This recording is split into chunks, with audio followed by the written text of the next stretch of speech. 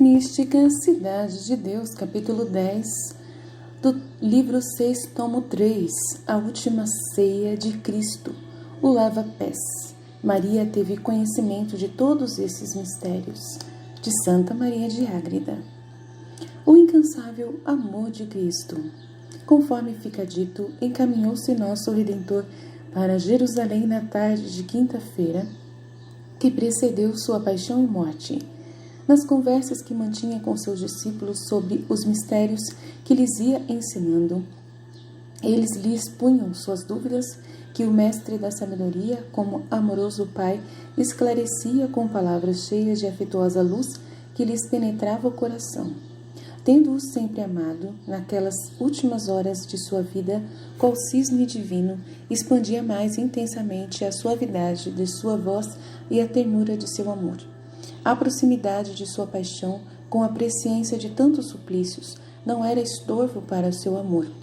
Pelo contrário, como o calor concentrado pela oposição do frio volta a se expandir com mais força, assim era o incêndio do divino amor que ardia no coração de nosso amante Jesus. Manifestava-se em maiores delicadezas e atividade para inflamar os mesmos que o queriam extinguir, começando por atingir com as labaredas de seu incêndio aos que lhes estavam mais próximos. Com exceção de Cristo e de sua Mãe Santíssima, aos demais filhos de Adão acontece, geralmente, que a perseguição impacienta, as injúrias irritam e as penas descontrolam. Qualquer adversidade nos perturba, desanima, nos indispõe. Contra quem nos ofende, julgamos ter feito grande façanha em não tirar imediata vingança. O amor de nosso Divino Mestre, porém, não se alterou com as injúrias que previa. Não se cansou com a ignorância de seus discípulos, nem com a deslealdade que logo experimentaria da parte deles. Pedro e João preparam a ceia.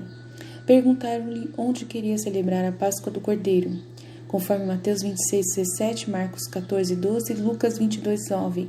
Esta Páscoa dos judeus era por eles celebrada na ceia daquela noite, festa muito célebre e solene.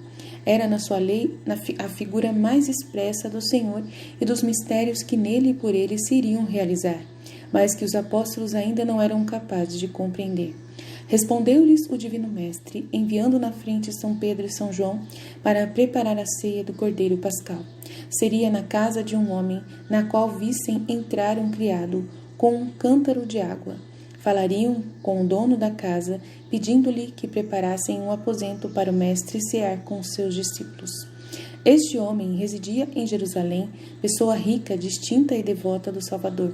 Acreditara em sua doutrina e milagres, e por sua piedosa devoção, mereceu que o autor da vida escolhesse sua casa para santificá-la com os mistérios que ali realizou, deixando-a consagrada como protótipo dos templos que lhe sucederam.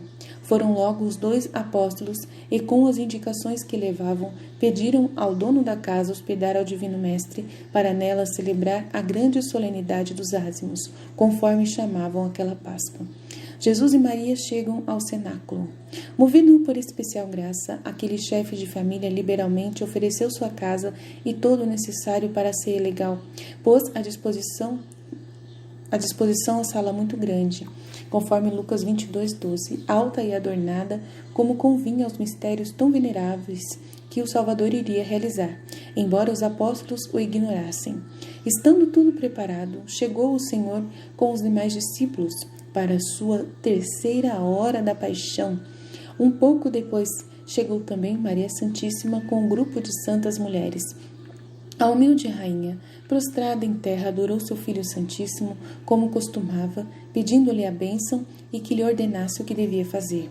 Ordenou-lhe Jesus que permanecesse no outro aposento e dali presenciasse o que a divina providência determinara fazer naquela noite, que animasse e instruísse as mulheres que a acompanhavam sobre o que fosse preciso adverti-las. Obedeceu a grande senhora e se retirou com suas companheiras, ordenando-lhes que perseverassem na fé e na oração. Quanto a ela, continuou os fervorosos atos para a hora da comunhão, que sabia estar próxima, atendendo sempre com a visão interior a tudo o que seu Filho Santíssimo ia fazendo. Encerramento da antiga lei. Deixando sua mãe puríssima, nosso Salvador entrou no aposento preparado para a ceia com os 12 apóstolos e outros discípulos. Celebrou a ceia do Cordeiro, observando todas as cerimônias da lei, conforme Êxodo 12:3, sem deixar coisa alguma dos ritos que ele mesmo havia ordenado por meio de Moisés. Nesta ceia, deu aos apóstolos a compreensão de todas as cerimônias da lei figurativa, como tinham sido inspiradas aos antigos pais e profetas para significarem a realidade que o mesmo Senhor ia fazendo e faria como Redentor do mundo. Deu-lhes a saber que a antiga lei de Moisés e suas figuras ficariam abolidas e substituídas pela realidade do que simbolizavam. Não poderiam continuar as sombras, desde que chegava a luz e princípio da nova lei da graça. Nesta só permaneceriam os preceitos da lei natural, que é perpétua, ainda que aperfeiçoados com outros preceitos divinos e conselhos que ele ensinava. Com a eficácia que daria aos novos sacramentos de sua nova lei, cessariam os antigos, que eram apenas figurativos. Para tudo isto, estava a celebrar aquela ceia em sua companhia, como encerramento dos ritos e obrigações da lei, pois sua finalidade era preparar e representar o que agora ele estava fazendo. Conseguindo o fim, cessavam os meios. Jesus suporta Judas. Por esta nova instrução, os apóstolos entenderam grandes segredos dos profundos mistérios que o Divino Mestre ia operando. Os demais discípulos entenderam menos que os apóstolos e Judas, que quase nada. Estava possuído pela avareza, só pensava na infame traição que havia tramado, procurando levá-la a cabo secretamente. O Senhor também mantinha reserva, porque assim convinha a sua equidade e à disposição de seus altíssimos desígnios. Não quis excluí-lo da ceia, nem de outros mistérios, até que ele mesmo se excluiu por má vontade. O Divino Mestre, porém, sempre o tratou com seu discípulo, apóstolo e ministro, respeitando-lhe a honra. Com este exemplo, ensinou aos filhos da Igreja quanta veneração devem ter aos seus ministros e sacerdotes, e quanto devem zelar por sua honra, não publicando os pecados e fraquezas que neles notarem, pois também são homens de frágil natureza. Nenhum será pior que Judas, podemos supor. Ninguém será como Cristo nosso Senhor, nem terá igual autoridade e poder, pois isto o ensina a fé. Logo, se todos os homens são infinitamente menos que nosso Salvador, não devem fazer como os ministros do Senhor melhores que Judas, ainda que sejam maus, e o que mesmo o Senhor não fez com aquele péssimo discípulo e apóstolo. Nem importa que sejam superiores e prelados, pois também o era Cristo nosso Senhor, e no entanto suportou Judas e respeitou sua honra. A humanidade de Cristo humilha-se ante a sua divindade. Nesta ocasião, nosso Redentor compôs misterioso cântico de louvor ao Eterno Pai por se terem cumprido nele as figuras da antiga lei e pela exaltação que dela resultava ao seu nome. Prostrado em terra, humilhando-se em sua humanidade santíssima, confessou, adorou e louvou a divindade como infinitamente superior. Dirigindo-se ao Eterno Pai, fez interiormente esta fervorosa e altíssima oração. Oração de Cristo. Meu Eterno Pai e Deus imenso, vossa divina e eterna vontade determinou criar minha verdadeira humanidade para ser cabeça de todos os predestinados. A vossa glória e interminável felicidade, por minhas obras, eles vão adquirir as disposições para conseguir a verdadeira bem-aventurança. Para este fim, e para redimir os filhos de Adão de sua queda, vivi com eles 33 anos. Já chegou, Senhor e Pai meu, a hora oportuna e aceita a vossa eterna vontade, para que vosso santo nome se manifeste aos homens, em todas as nações seja conhecido e glorificado através da santa fé que revelará a todos vossa incompreensível divindade. Já é tempo de se abrir o livro fechado com 7 selos, conforme Apocalipse 5:7, que vossa sabedoria me entregou, e sejam felizmente cumpridas as antigas figuras. Hebreus 10:1. E sacrifício de animais significam aquele sacrifício de mim mesmo que voluntariamente quero oferecer por meus irmãos, os filhos de Adão, membros deste corpo de quem sou a cabeça. ovelhas de vossa grei, para as quais suplico que olheis com misericórdia. Se os antigos sacrifícios e figuras que vou substituindo pela realidade aplacavam vossa ira só pelo que simbolizavam, é justo, meu Pai, que vossa indignação se acabe, pois eu me ofereço em sacrifício, disposto a morrer na cruz pelos homens, sacrificando-me em holocausto no fogo do meu próprio amor, conforme Efésios 5:2. Senhor, modere-se o rigor de vossa justiça e olhai com clemência ao gênero humano. Concedamos-lhe anistia e lhe sejam abertas portas do céu até agora fechadas por sua desobediência. Encontrem o caminho certo e entrada franca para entrar comigo a visão de vossa divindade, se quiserem seguir minha lei e imitar meus passos. Atos de Maria Santíssima. Esta oração de nosso Salvador Jesus foi aceita pelo Eterno Pai. Logo enviou das alturas inumeráveis exércitos angélicos para assistirem no cenáculo as maravilhosas obras que o Verbo humanado estava para realizar. Enquanto tudo isso acontecia no cenáculo, Maria Santíssima estava em seu retiro, elevada em altíssima contemplação. Com distinção e clareza via como que estivesse presente todos os atos de seu Filho nosso Salvador e cooperava na forma que sua admirável sabedoria lhe ditava como coadjutora de todos eles. Fazia atos heróicos e divinos de todas as virtudes correspondentes às de Cristo nosso Salvador. Todas ressoavam no castíssimo coração de mãe, com divino e misterioso eco, repetindo a doce Senhora as mesmas orações e súplicas. Além de tudo, fazia novos cânticos de admiração, louvor pelo que a humanidade santíssima, na pessoa do Verbo, ia operando em cumprimento da divina vontade e preenchendo as antigas figuras da lei escrita. A alegria da Virgem. Grande maravilha e admiração seria para nós, como foi para os anjos e para todos que será no céu, se conhecêssemos agora aquela divina harmonia das obras e virtudes no coração de nossa grande rainha. Estavam ordenadas como em coro, sem confundir-se nem se opor umas às outras. E nesta ocasião operavam todas e cada uma na maior intensidade. Estava a Senhora repleta das inteligências de que falei, e ao mesmo tempo conhecia como em seu Filho Santíssimo iam se realizando e terminando as cerimônias e figuras legais substituídas pela nova lei e sacramentos mais nobres e eficazes. Via o fruto tão abundante da redenção nos predestinados, a ruína dos réprobos, a exaltação do nome de Deus e da santíssima humanidade de seu Filho Jesus, a fé universal na divindade que seria pregada em todo o mundo. Via abrir-se o céu fechado por tantos séculos para nele entrarem os filhos de Adão, graças à nova igreja do Evangelho com todos os seus mistérios. Conhecia que de tudo isto era artífice admirável e prudentíssimo o seu Filho, com louvor e admiração de todos os cortesãos do céu.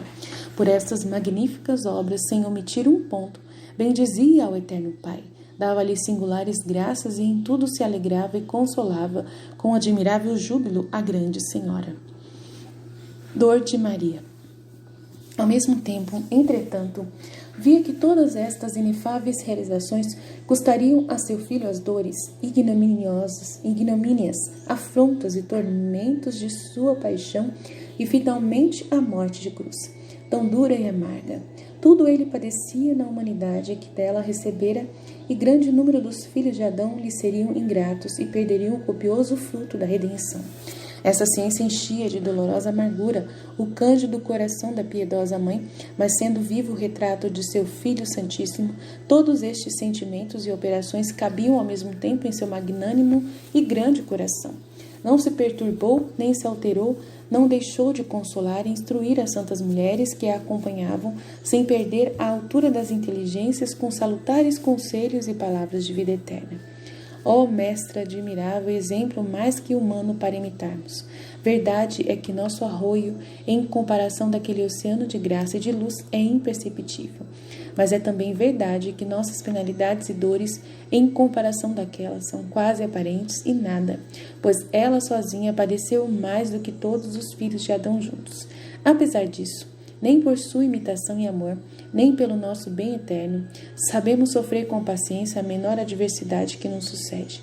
Todas nos conturbam, alteram e as recebemos de má vontade. Soltamos as paixões, reagimos com ira, nos impacientamos com o desgosto. Abandonamos a razão, todos os movimentos maus se descontrolam e ficam prontos para o precipício. Por outro lado, o próspero nos deleita e derrama. Nada se pode fiar de nossa natureza infecta e manchada. Nestas ocasiões, lembremo-nos de nossa Divina Mestra para reordenar nossos desequilíbrios. Oração de Cristo antes do lava-pés. Terminada a ceia legal e estando os apóstolos bem instruídos, levantou-se Cristo, nosso Senhor, como disse São João, para lavar-lhes os pés. Começou com outra oração ao Pai, prostrado em sua presença, como fizera antes da ceia. Conforme fica dito, esta oração não a fez vocal, mas mentalmente.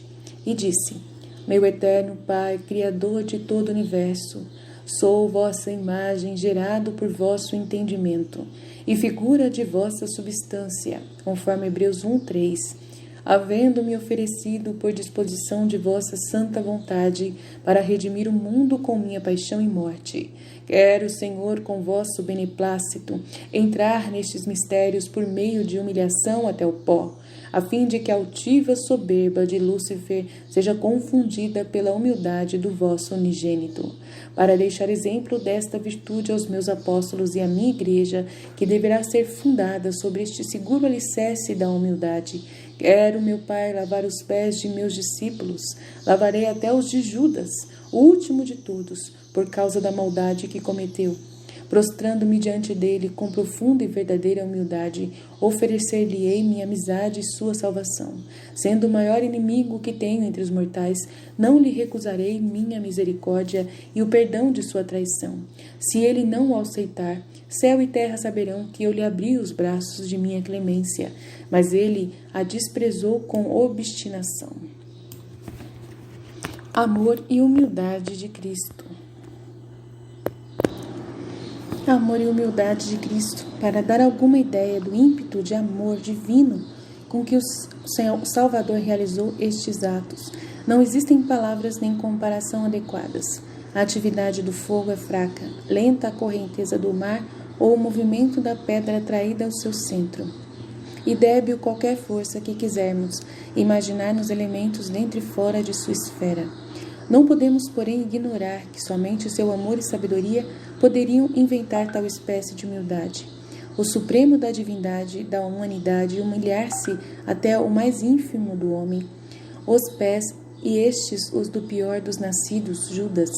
Não bastando isso, no mais imundo e desprezível colocaria sua boca aquele que era a palavra do eterno Pai, o Santo dos Santos, a mesma bondade por essência, o Senhor dos Senhores, o Rei dos Reis, prostrando-se diante do pior dos homens para justificá-lo, se compreendesse e aceitasse este favor jamais suficientemente ponderado e estimado. O lava-pés. Agora é a hora quarta da paixão. Levantou-se nosso divino mestre da oração e de pé, com formoso, sereno e aprazível semblante, mandou seus discípulos sentar. Por ordem, como eles fossem senhores, e o senhor servo tirou o manto que trazia sobre a túnica inconsútil que lhe chegava até os pés. Nessa condição calçava as sandálias, pois às vezes as tirava para andar descalço em suas pregações.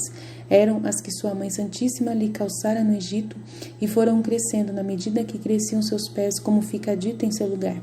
Tirado o manto que o evangelista designa por vestes, recebeu uma toalha, um amplo avental, que prendeu à cintura. Derramou água numa bacia para lavar os pés dos apóstolos que, admirados, observavam o que o divino mestre ia fazendo. Resistência de Pedro. Chegou-se ao chefe dos apóstolos, São Pedro, para começar o lava-pés. O fervoroso apóstolo viu, prostrado a seus pés, o Senhor que havia conhecido e confessado por Filho de Deus vivo, renovando interiormente esta fé com nova luz que o esclarecia, conhecendo com profunda humildade a própria baixeza entre perturbação e espanto. Lhe disse: Tu, Senhor, vais me lavar os pés? Respondeu Jesus, nosso bem, com incomparável mansidão: O que faço agora não compreendes, depois entenderás. Queria dizer: obedece agora à minha vontade e não anteponhas teu próprio parecer, invertendo a ordem das virtudes. Primeiro, tens de suspender teu juízo, crendo que é conveniente o que eu faço, e depois de ter crido e obedecido, entenderás os ocultos mistérios de meus atos, a cuja compreensão deves entrar pela porta da obediência. Sem esta, o entendimento não pode ser verdadeiramente humilde, mas sim presunçoso. Tua humildade não se pode antepor à minha. Eu me humilhei até a morte, e para humilhar-me tanto obedeci. Tu que és meu discípulo não estás seguindo minha doutrina e, sob o pretexto de humildade, estás desobedecendo. Pervertendo a ordem, te privas ao mesmo tempo da humildade e da obediência por seguir a presunção do teu próprio juízo. Ameaça de Jesus. Não entendeu São Pedro esta doutrina encerrada na primeira resposta de seu Senhor e Mestre, pois, embora estivesse em sua escola, não chegara a experimentar os divinos efeitos de seu contato naquele lavabo. Confuso no indiscreto sentimento de sua humildade, replicou ao Senhor: Jamais, Senhor, permitirei que me lave os pés. Respondeu-lhe com mais severidade o autor da vida: Se eu não te lavar os pés, não terás parte comigo. Com esta resposta e ameaça, o Senhor canonizou a segurança da obediência. Ao juízo humano, parece que São Pedro tinha alguma desculpa em resistir a um fato tão inaudito. Não cabia em capacidade humana que um homem terreno e pecador tivesse seus pés prostrados, o próprio Deus que conhecia e adorava. Tal desculpa, porém, não foi aceita, porque o Divino Mestre não podia errar no que estava fazendo. E quando não se conhece com certeza que existe engano em quem manda, a obediência deve ser cega, sem procurar razões para dela se eximir. Neste mistério, queria nosso Salvador reparar a desobediência de nossos primeiros pais Adão e Eva, pela qual o pecado entrara no mundo. Pela semelhança e participação que a obediência de São Pedro tinha com ela, Cristo, Senhor nosso, o ameaçou com um castigo semelhante na essência. Se não obedecesse, não teria parte com ele. Isto significava excluí-lo dos méritos e frutos de sua redenção, pelos quais nos tornamos aptos à participação de sua amizade e de sua glória. Ameaçou também de lhe recusar a participação de seu corpo e sangue, que logo ia sacramentar nas espécies de pão e vinho. Aqui desejava o Senhor dar-se, não em parte, mas totalmente, e ardentemente queria comunicar-se por este misterioso modo. Apesar de tudo, a desobediência poderia privar o apóstolo deste amoroso favor se nele se obstinasse. Submissão de São Pedro e dos outros apóstolos. A ameaça de Cristo, nosso bem, deixou São Pedro tão assustado e instruído que, com excelente submissão, respondeu prontamente: Senhor, não somente dou os pés, mas ainda as mãos e a cabeça para que me laves inteiramente. Quis dizer, ofereço meus pés para correr à obediência, minhas mãos para executá-la e minha cabeça para não seguir meu próprio juízo em desacordo com ela. Aceitou o Senhor esta sujeição de São Pedro e lhe disse: Vós estáis limpo, ainda que nem todos, por estar entre eles o imundíssimo Judas. E quem está limpo não só precisa lavar os pés. Isto disse Cristo, Senhor nosso, porque os discípulos, com exceção de Judas, estavam justificados e limpos do pecado por sua doutrina. Só necessitavam purificar-se das imperfeições, das culpas leves e das veniais, para se aproximarem da comunhão com maior pureza e disposição.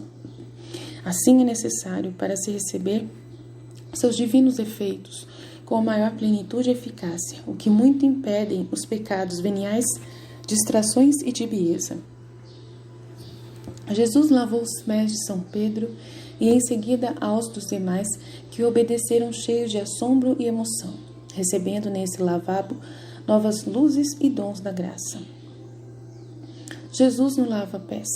Chegou o Divino Mestre a Judas, cuja traição e perfídia não lhe puderam extinguir a caridade nem impedir de a manifestar com maiores demonstrações do que aos outros apóstolos.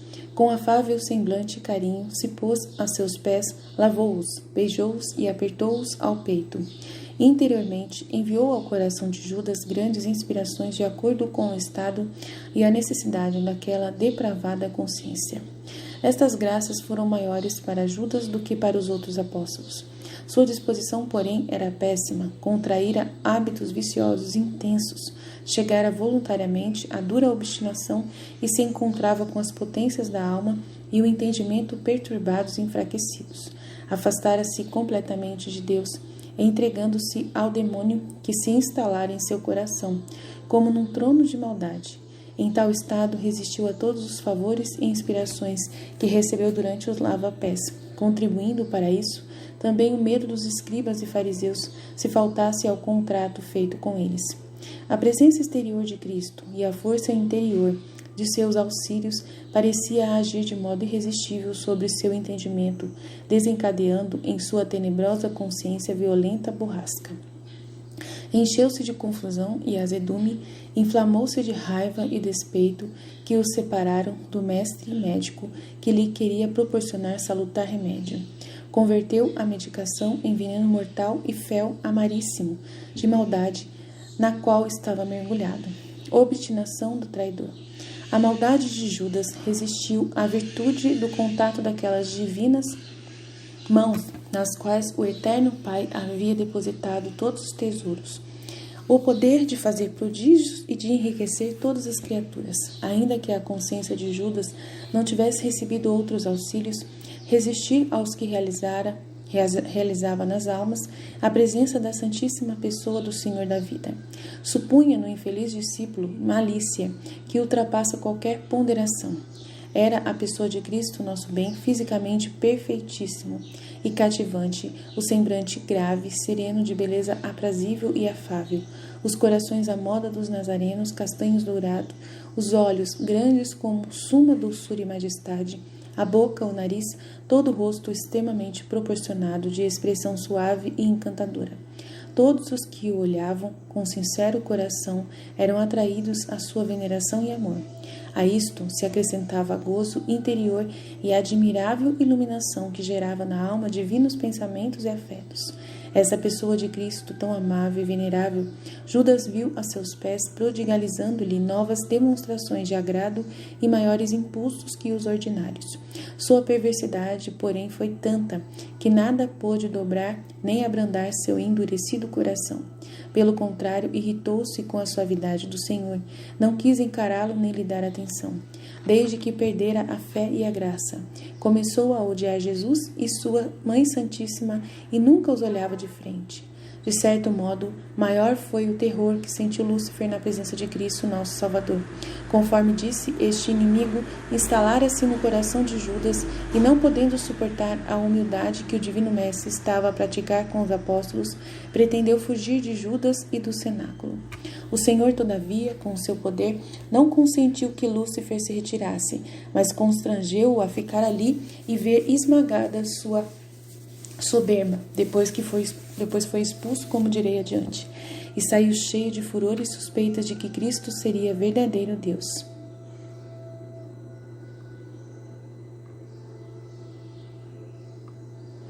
Últimos ensinamentos de Cristo. Terminado o lava-pés, nosso Salvador tornou a vestir o manto. Assentou-se no meio dos discípulos e fez aquele grande sermão referido pelo evangelista São João. Começou dizendo: Sabeis o que eu fiz convosco? Chamai-me Senhor e Mestre, e dizeis bem, porque o sou.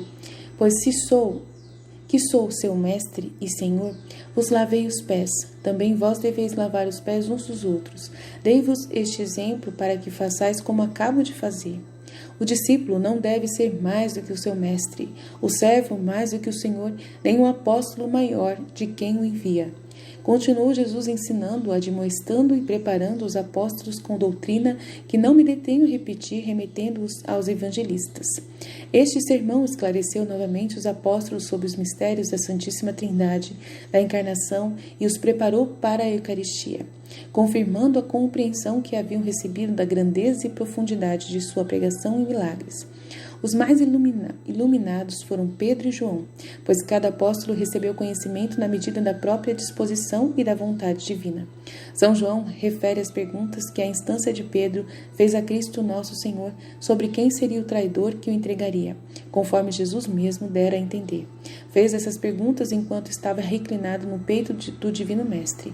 São Pedro desejou saber para vingar ou impedir, com o fervor do amor por Cristo que ardia em seu coração, e costumava demonstrar mais do que os outros. São João, porém, não lhe o revelou, ainda que o conheceu pelo sinal do bocado que Jesus deu a Judas. Guardou o segredo, praticando a caridade que aprendera na escola de seu divino mestre. Privilégios de São João. São João foi o privilegiado com este favor e outros muitos. Quando esteve reclinado sobre o peito de Jesus, conheceu altíssimos mistérios de sua divindade e humanidade. e da Rainha do Céu, sua Mãe Santíssima. Foi nesta ocasião que Jesus a confiou aos seus cuidados, pois na cruz não lhe disse: ela será tua mãe, nem ele será teu filho, mas sim, eis aí tua mãe, manifestando em público o que já lhe havia ordenado antes. De todos estes mistérios que se passaram durante o lava-pés e das palavras do Divino Mestre, tinha sua Mãe Puríssima clara visão, como noutras vezes tenho dito, e por tudo oferecia cântico de louvor e glória ao Altíssimo ao se realizarem estas maravilhas do Senhor. Ela as contemplava não como quem as ignorava, mas sim como quem vê realizar-se o que já sabia e tinha gravado no coração, como nas tábuas de Moisés estava impressa a lei. Informava e esclarecia as santas discípulas que a acompanhavam de quanto convinha, reservando o que ainda não eram capazes de compreender. Doutrina que me deu a grande Senhora do mundo, Maria Santíssima, a suprema caridade. Minha filha, como esposa e discípula caríssima, quero que imites ao máximo as 3 principais virtudes que meu Filho e Senhor praticou na ocasião que descreveste neste capítulo. São a caridade, a humildade e a obediência, nas quais ele quis se distinguir mais no fim de sua vida santíssima. É certo que a partir do momento em que foi concebido em meu seio pelo Espírito Santo, manifestou seu amor pelos homens e para eles realizou tão admiráveis obras. No fim de sua vida, entretanto, quando estabeleceu a lei evangélica em Novo Testamento, irrompeu com mais força a chama da inflamada caridade e amoroso fogo que ardia em seu coração. Nesta ocasião, a caridade de Cristo Nosso Senhor pelos filhos de Adão se revelou e agiu com toda a sua eficácia. Da parte do Senhor concorreram as dores da morte que o cercavam, e da parte dos homens a aversão ao sofrimento, a recusa do bem, a suma ingratidão e perversidade. Tratavam de tirar a honra e a vida a quem lhes estava dando a sua, a fim de o salvar.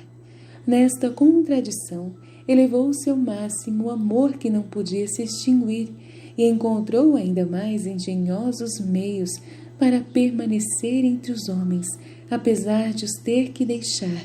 Ensinou-lhes com um exemplo, doutrina e obras, os meios seguros e eficazes para participarem dos efeitos de seu divino amor. A verdadeira caridade.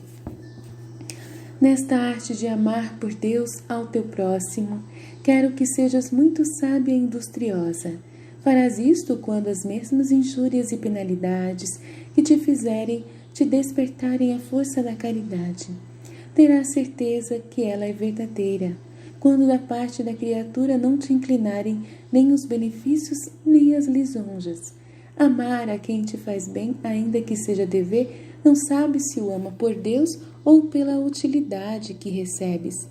Neste caso, seria amar por interesse, mais a ti mesma do que ao próximo, por Deus. Quem ama por outros fins ou motivos de lisonja, nem conhece o amor de caridade, porque está possuído pelo cego amor próprio de seu deleite. Se amares a quem não te solicita por tais meios, terás então por principal motivo e objeto o mesmo Senhor, a quem amarás em sua criatura, seja ela quem for, conforme tuas forças e as ocasiões que se apresentarem. Deves praticar a caridade, tanto corporal como espiritual. Como tens menos possibilidade de praticar a corporal, exercita-te sempre generosamente na espiritual, como o Senhor o quer. Com orações, súplicas, devoções e também com prudentes e santas exortações, procura o bem espiritual das almas. Lembra-te que meu Filho e Senhor nunca fez um benefício temporal sem o acompanhar de um espiritual, pois suas divinas obras teriam sido menos perfeitas se lhes faltasse essa plenitude. Daqui entenderás a preferência em que se deve dar aos benefícios para a alma, os quais devem ser pedidos sempre em primeiro lugar. Os homens terrenos ordinariamente pedem às cegas os bens temporais esquecendo os eternos e os que se referem à verdadeira amizade e graça do Altíssimo. Humildade. A humildade e a obediência foram engrandecidas por meu Filho Santíssimo no ato de lavar os pés. Com a luz interior que tens deste raro exemplo, será muito duro teu coração, indócil à ciência do Senhor, se não te humilhares mais que o pó. Fica, pois, convencida desde já. Nunca digas, nem imagines que te humilhaste suficientemente. Ainda que sejas desprezada e posta aos pés de todas as criaturas, por pecadores que sejam, pois nenhum será pior que Judas, nem tu podes ser como teu mestre e Senhor. Se mereceres que te favoreça e honre com esta virtude da humildade, será dando-te um gênero de perfeição que te tornará digna do título de esposa sua e participante de certa igualdade com ele. Sem esta humildade, nenhuma alma pode ser elevada a tal excelência e participação. O alto deve antes se abaixar, e o humilhado é o que se pode e deve exaltar. Sempre a alma é elevada na medida em que se humilha e se aniquila. Obediência. Para não perderes esta joia da humildade, quando julgas que a praticas, advirto-te que seu exercício não se deve antepor à obediência, nem se regular pelo próprio ditame, mas pelo do superior. Se preferires seu próprio juízo ao de quem te governa, ainda que seja sob o pretexto de humildade, virás a ser soberba, pois não só não te pões no último lugar, mas te elevas acima do juízo de quem é teu superior. Daqui ficarás advertida do erro que podes cometer, furtando-te, como São Pedro, em aceitar os favores e benefícios do Senhor. Com tal atitude, te privarás não só dos dons e tesouros que recusas, mas do maior deles, a própria humildade, aquela que pretendes conservar. Frustrar-se-á também a exaltação do nome do Senhor e o agradecimento que lhe deves pelos altos fins de suas obras. Não te cabe sondar os seus ocultos e inescrutáveis desígnios, nem corrigi-los por tuas razões e pelos motivos que em teu julgamento te fazem digna de receber tais favores ou de realizar tais obras. Tudo isto é somente semente da soberba de Lúcifer, disfarçada de aparente humildade. Ele pretende te indispor à participação do Senhor, dos seus dons e amizade como tanto desejas. Seja-te, pois, regra absoluta, que aprovando teus confessores e prelados, os benefícios e favores do Senhor, os creais, aceites, estimes e agradeças com digna reverência. Não andes vacilando com novas dúvidas e temores, mas procede com fervor e serás humilde, obediente e mansa. Fie-te.